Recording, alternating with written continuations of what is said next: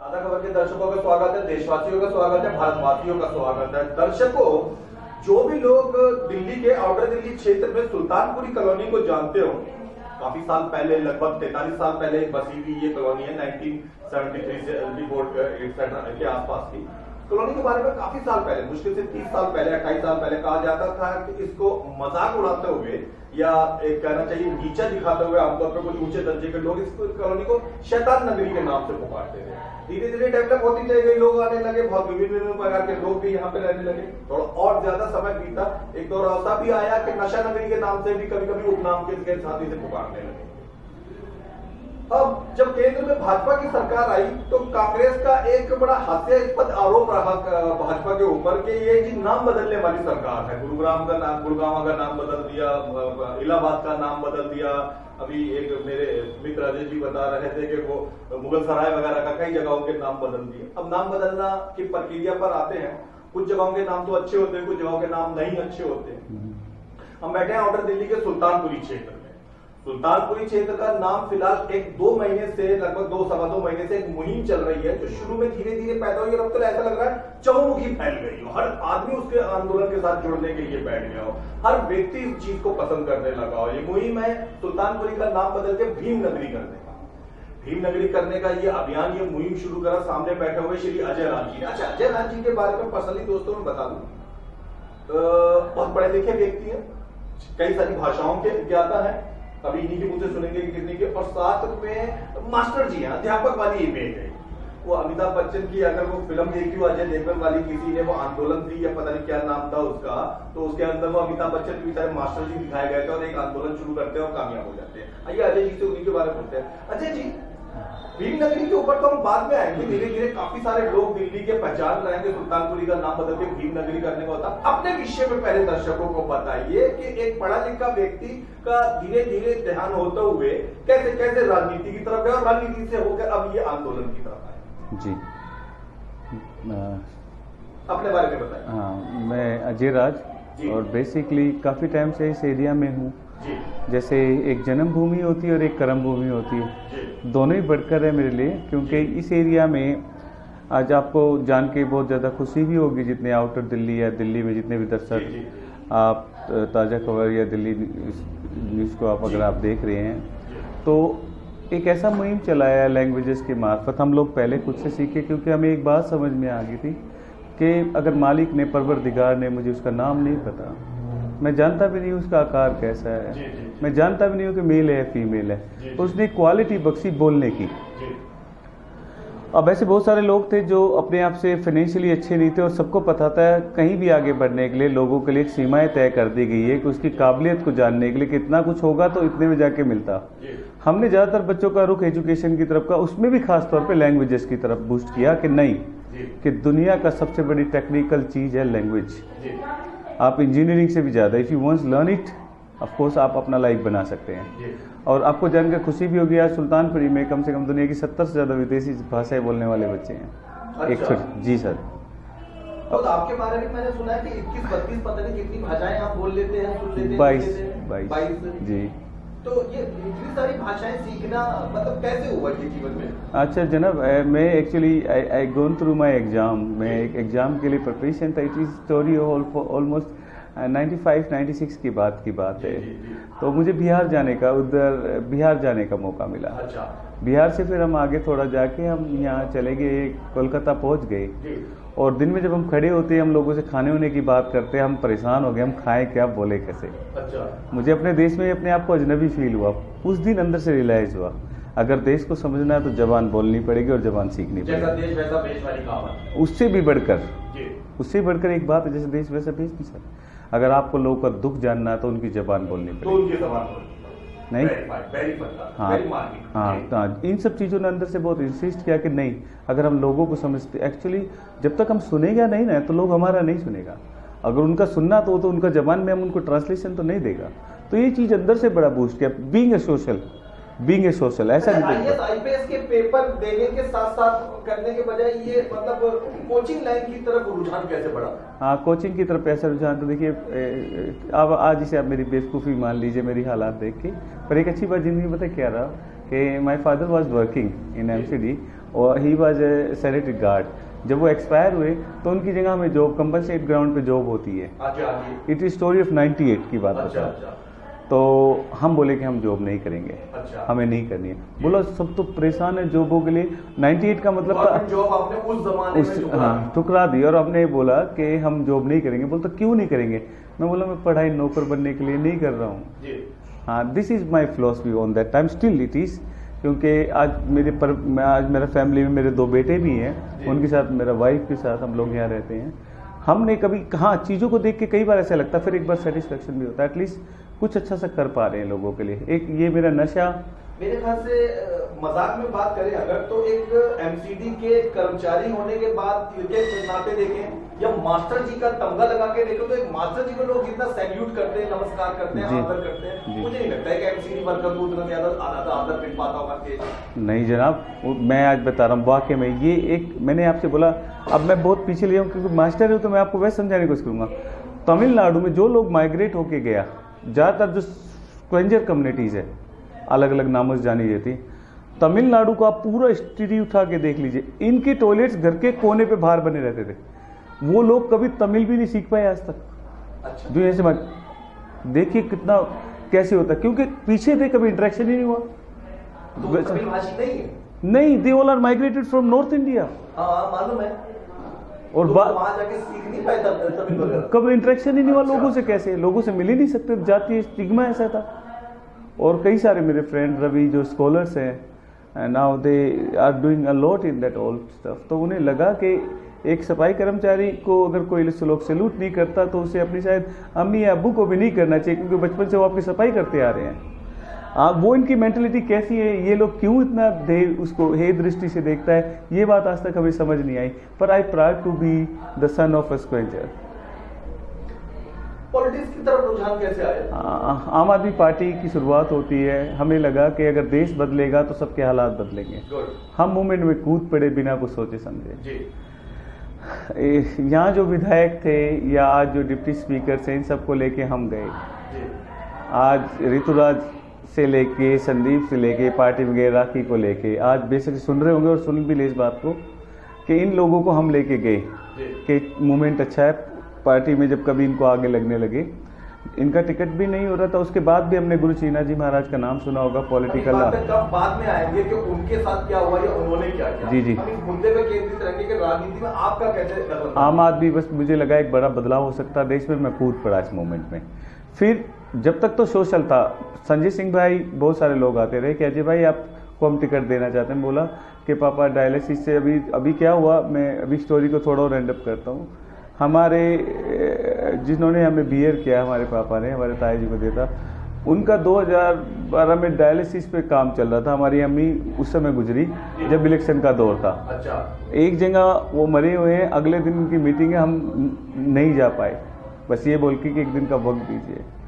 तो इन लोग 1.5 साल पहले, नहीं अभी का बात नहीं, पहला जब 2013 इलेक्शन था। अच्छा। उस समय का बात कर रहा हूँ। उस समय भी कैंडिडेचर हम ही थे। तो उस समय भी इन लोगों ने फिर कहने लगे डायलिसिस या मम्मी, मेरे इतना कंडीशन ऐसी थी कि मेंटली बोधरेशन बहुत रहा, फिर भी हमें लगा नहीं करते रहे छुट काम इनके लिए।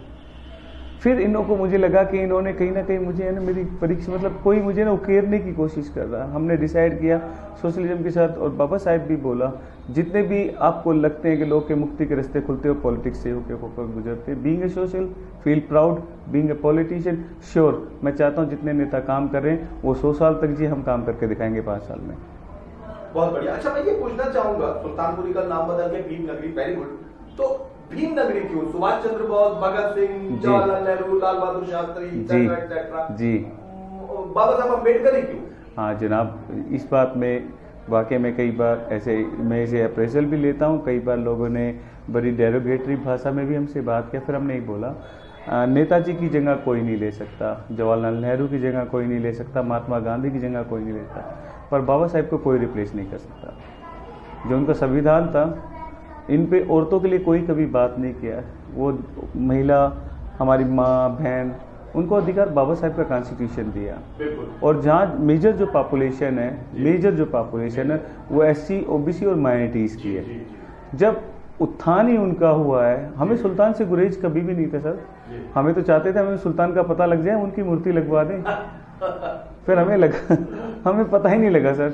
तो हमें ऐसा लगा कि हमें हिंदू मुस्लिम इसलिए भी नहीं करते क्योंकि मैंने बताया पहले भी कि मैं उस परवरदिगार का नाम नहीं जानता, पर मेरी आस्था मेरे लोगों में बहुत है जो इस कॉलोनी में रहते हैं और इस जगह को मैं अपनी माँ मानता हूँ। तो मैंने अपनी भी किताबी मालूमात, जब मुझे किताबें पढ़ने का, इतिहास पढ़ने का बड़ा शौक है। सुल्तान नाम का कोई राजा मेरी अपनी जानकारी में तो कभी नहीं गुजरा है। सुल्तान तो एक तमगा हुआ करता था, एक मेडल हुआ करता था, एक उपाधि हुआ करती थी। जैसे सरदार एक उपाधि हुआ करती थी, या शहंशाह एक उपाधि हुआ करती थी, राजा सम्राट उपाधि हुआ करती थी उस टाइप पे, या जागीरदार, नंबरदार टाइप के जो शब्द होते हैं। तो मुद्दे पे फिर वापस, तो इसलिए आपको ये सूझा भीमनगरी रखने के लिए कि बाबा साहब अम्बेडकर, भीमराव अम्बेडकर ही वो शख्स है जिन्होंने देश की 100% महिलाओं को आजादी दी, 100% अल्पसंख्यकों को, दलितों को, हरिजनों को, पीड़ितों को, परेशान आदों को कम से कम कानून में जगह दी उनके हक के लिए। मुझे याद आता है 50 साल पहले तक तो औरतों को इसी देश के अंदर में वोट देने तक का शायद पूरा अधिकार नहीं हुआ करता था। उससे पहले तक तो शायद कुछ खास किस्म की जाति वर्ग को तो चुनाव लड़ने का अधिकार नहीं होता था। ये शख्स ऐसा था जिन्होंने राजनीतिक अधिकार तो कम से कम, तो उनकी महानता को प्रणाम करते हुए आपको लगा कि जगह होना चाहिए। वो एक्चुअली उनकी जैसे अभी 100% औरतों के जैसे हमने जिक्र किया, पूरा देश इसका फायदा उठा रहा है कॉन्स्टिट्यूशन का। जी। और रही बात इनकी महानता को लेके, तो ये उसका 0% भी एफर्ट्स नहीं। बस अभी मैं भीमनगरी करने के पीछे फिलोसफी बता देता हूँ, बड़ी ऑनेस्ट फिलोसफी। ये सुल्तान को तो इग्नोर कर सकते हैं कोई भी सत्ता में रहने वाला दल, पर बाबा साहिब को इग्नोर नहीं कर सकता। क्योंकि ये लोकेलिटी इतनी इग्नोर्ड है सर, इनकी पुश्तें खत्म हो रही है नशे में।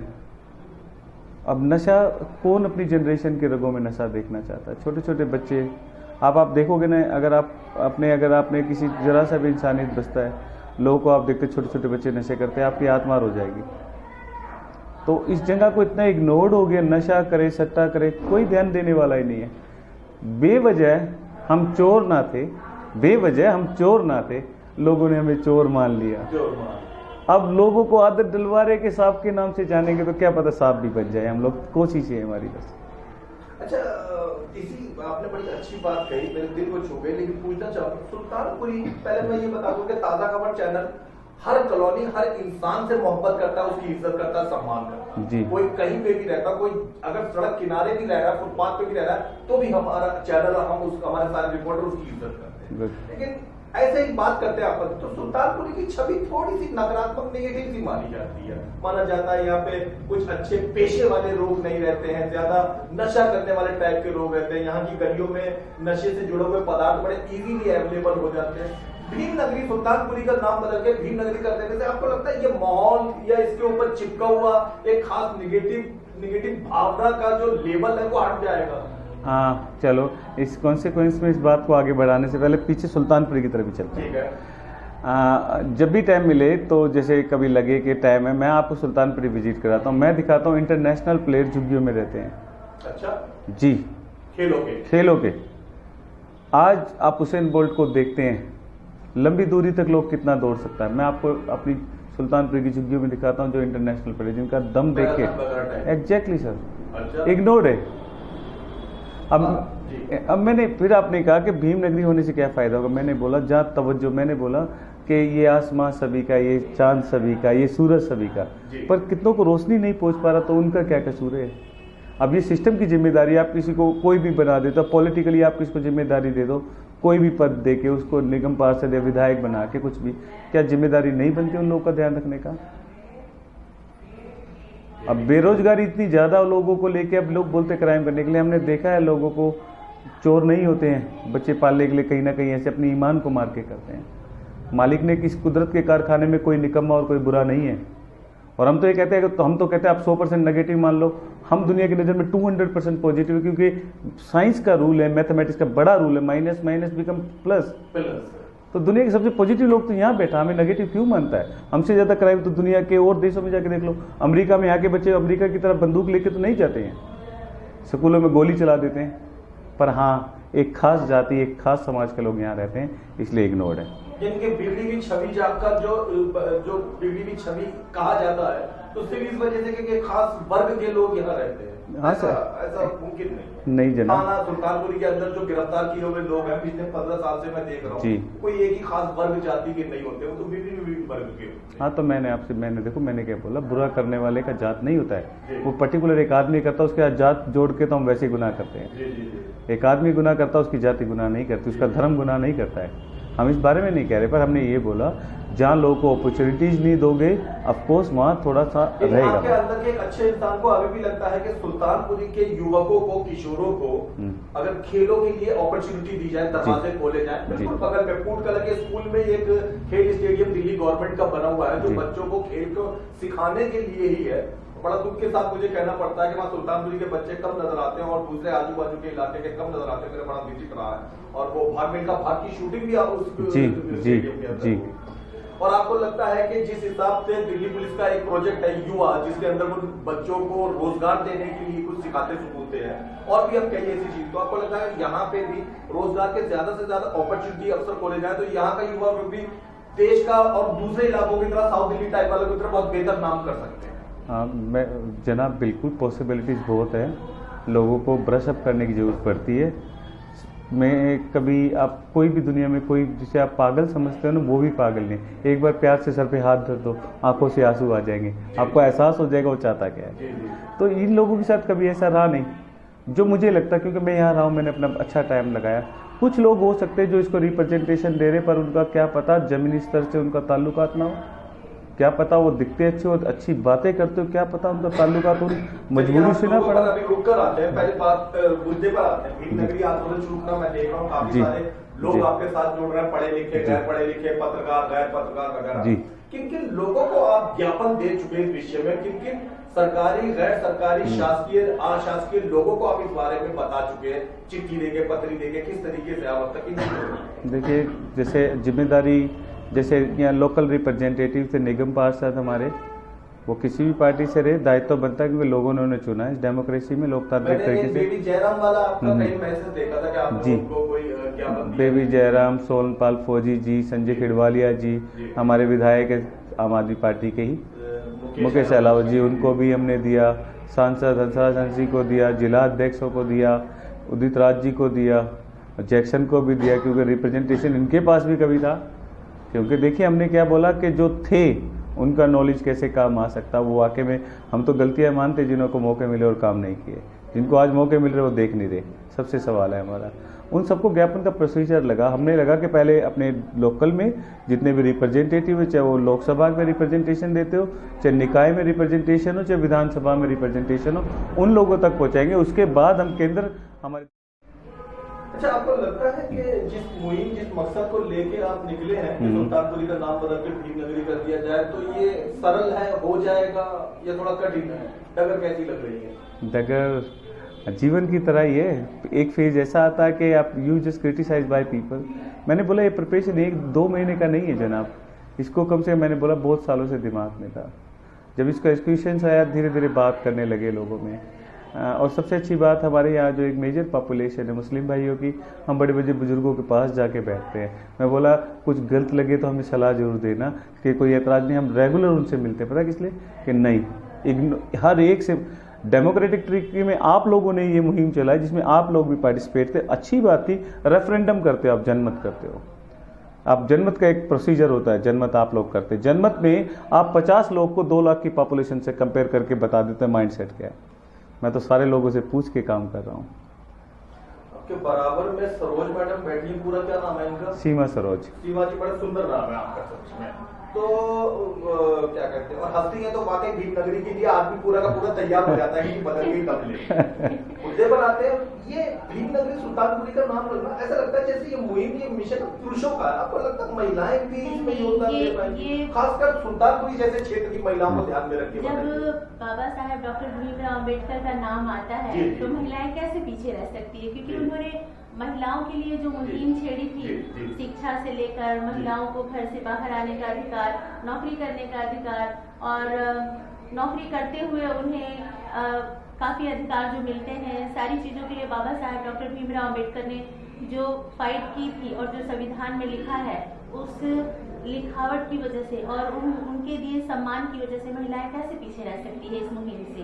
तो इस मुहिम में महिलाएं भी सर अजय राज जी के साथ हैं और ये मुहिम हम अपने बच्चों के लिए भी करते हैं, क्योंकि आने वाली पीढ़ियां को इस चीज का सामना ना करना पड़े। क्योंकि सुल्तानपुरी, जैसे कि शैतानपुरी आपने भी बताया, इसको शैतानपुरी के नाम से लोग जानते हैं। मजाक में ऐसे ही कहा जाता था, पूर्व बिहार के रहने वाले ऐसे ही पुकारते थे सुल्तानपुरी शब्द को। जी, तो जैसे कि शैतानपुरी आप जानते हैं, महिलाएं हैं, बच्चे हैं, कॉलेज और स्टूडेंट है, ये सभी लोग, कई लोगों को कॉलेज में और स्टडी के दौरान स्कूल में इस चीज़ का बाईफेस होना पड़ता है कि आप सुल्तानपुरी से हैं, बड़ा गंदा एरिया है और वहाँ पढ़े लिखे लोग नहीं हैं।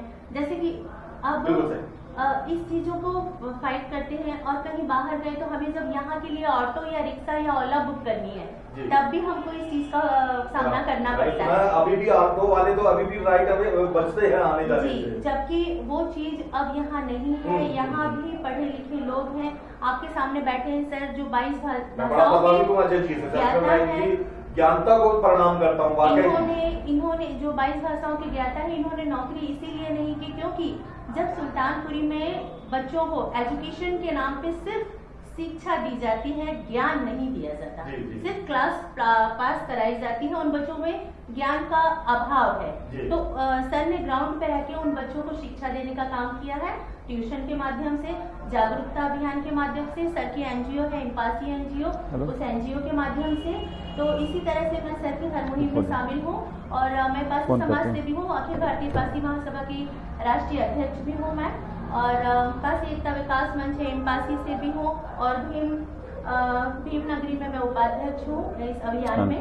तो इसी वजह से मैं सर के साथ जुड़ी हूँ, क्योंकि हमारा ये प्रोसेस लंबा जरूर है लेकिन नामुमकिन नहीं है। किसी भी कदम को उठाने के लिए पहला कदम बहुत भारी लगता है, लेकिन जब हम पहला कदम उठाते हैं तो न जाने कब हमारे पीछे कारवां बन जाता है, क्योंकि हम सच की राह पे चलते हैं और हमें यकीन है कि अगर हम इस राह पे चले और आज हमने जो उपदेश लिया है, जिस उपदेश से हम चल रहे हैं कि भीम नगरी यहाँ का नाम सुल्तानपुरी का बदलेंगे तो जरूर बदलाव आएगा, तो इसी वजह से चलने पे, बातों से और हमारे इन कार्यों से बदलाव जरूर आएगा। बहुत बढ़िया, बहुत बढ़िया। मुझे ईश्वर चंद विद्यासागर आपकी बातें सुन के याद आते हैं कि बाल विधवा विवाह के वो सब खिलाफ थे। मतलब वो चाहते थे कि जो विधवाएं हैं उनकी दोबारा शादी होनी चाहिए। उस जमाने में ये 100-150 साल पहले परंपरा थी। वो अकेला आदमी लड़ा था, कोई उसका साथ देने वाला नहीं। जबकि मैंने तो लोग तो पत्थर मारे करते थे, कहते थे तुम विधवाओं की शादी का कर रहा, तुम तो हमारी विधवाओं को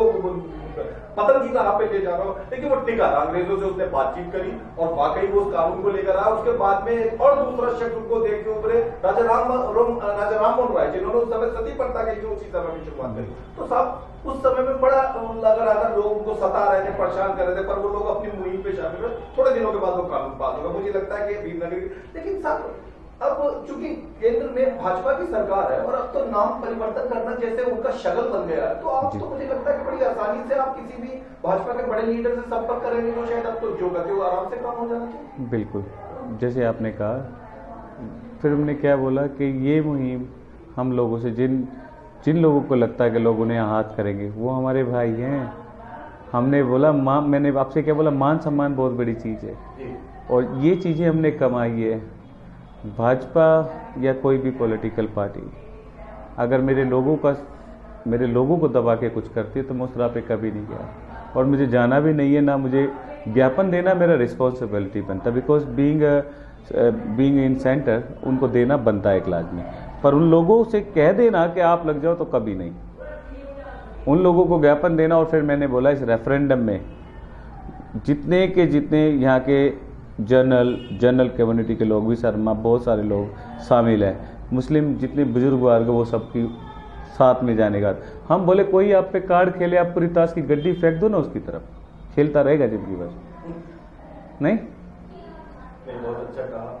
कोई अच्छा, किन लोगों का स्क्रीन पर काफी सारे लोग आपको देख रहे हैं जी, लाखों दर्शक आपको देख रहे हैं, कई आपके चाहने वाले हैं, मैं उनमें से एक हूं जी। तो किन लोगों का आपको लगता है नाम लेना पसंद करेंगे, इक्के दुक्के लोगों का, जिन्होंने इस मुहिम को आपने शुरू करा तो आपका सहयोग लेना पसंद किया, आपको सहयोग दिया, आपका हौसला अफजाई करी, आपका आत्मबल मनोबल बढ़ा? हाँ, ये जर्नी में जैसे मेरे फ्रेंड्स हैं, जैसे हमने बताया काफ़ी साल पहले का एक माइंड सेट था कि नहीं ऐसा कुछ करना ही था, सभी लोगों से इंटरेक्शन करना शुरू किया। Dialoguing is the best way. हम किसी चीज़ को एजुकेशन में लाने से पहले बहुत सारे राउंड में बातचीत की यूथ से, तो हाँ किया। फिर कई सारे लोग वाल्मीकि भी ज़्यादा रहे तो बोलते वाल्मीकि नगर बनना चाहिए। फिर कितने लोग बोलते हैं कि रविदास नगर बनना चाहिए। कितने जो मुस्लिम मेरे फ्रेंड जो एडवोकेसी में बोलने के लगे कि जरा ये सब ऐसा क्यों। मैं बोला फिर क्या सॉल्यूशन हो सकता लोगों के मान सम्मान या आगे रास्ता ले जाने का। अगर कोई हो तो मुझे जरिया बताओ, हम साथ लग जाएंगे। हम सारे सेक्शन से, जातियों के सभी सेक्शन से बात किया। फिर हमने बोला धर्म हमारी आस्था हो सकती है पर रास्ता डॉक्टर BR अम्बेडकर है, इसके अलावा कोई रास्ता नहीं दे सकता मैं। तो इस सारी मुहिम में लोगों से बात किया, तब जाके आज लोकेलिटी में ज़्यादा रुझान है। और ये ज़रूरी थोड़ी कि सब हमें पसंद करें, ये लाजमी तो नहीं। अंतिम क्वेश्चन के ऊपर आऊंगा, फिर बात खत्म करेंगे। वो मुझे याद नहीं आ रहा, शायद स्वामी विवेकानंद ने कहा था कि जब भी आप कोई नया काम करते हैं तो शायद पहले उसका उपहास उड़ाया जाता है, फिर उसकी आलोचना करी जाती है और फिर उसे स्वीकार कर लिया जाता है। तो अब आप अपने आप को तीनों में से इसमें से किस कदम पे महसूस कर रहे हैं? अभी उपहास उड़ रहा है या आलोचना करी जा रही है अभी या स्वीकार कर लिया? हंसना उसने का काम तो लोगों ने बहुत पहले कर लिया था। अभी तो ये क्रिटिसिज्म के दौर से गुजरते हैं। अच्छा, उस मुकाम पे जा दूरी पे रह गया है, लोग उसे स्वीकार कर लेते हैं। और इंशाल्लाह कि हो सका तो क्या पता 14 अप्रैल से पहले पूरी दुनिया को ऐसे लगे। लोगों ने नारा दिया कि संसद चलो, हम बोलते हैं कि भीमनगरी आओ, क्योंकि संसद का तो रुख लोगों ने बदल दिया है अमेंडमेंट करके। हम कहते शुरुआत करो, उन लोगों के साथ शुरुआत करो जो आज तक कभी जिन पे काम नहीं हुआ है। देखो वो कितना काम करके दिखाएंगे इस मुल्क के लिए और इस राज्य के लिए। आपने ताज़ा खबर चैनल को समय दिया अजय जी, इसके लिए बहुत बहुत धन्यवाद आपका। आपका मुहिम, आपका आंदोलन, आपका नाम परिवर्तन करने का इरादा सफल हो, हम इसकी कामना करते हैं। दर्शकों, आगे भी हम आपको इस तरीके के कार्यक्रम दिखाते रहेंगे, इस तरीके के बेहतर अच्छे सच्चे लोगों से मिलाते रहेंगे। अगर आपके इलाके के आसपास में, आपके आसपास में भी कोई ऐसे सज्जन है जो एक खास किस्म का आंदोलन चलाए हुए हैं, लोगों की भलाई के लिए, समाज में चेतना जागृत के लिए कुछ करना चाहते हैं, नीचे लिखा हुए नंबर पर जरूर सूचित करें। देखते रहिए, दिखाते रहिए ताज़ा खबर। अजय जी और सीमा जी, आप लोगों का बहुत बहुत धन्यवाद। Thank you sir, thank you sir.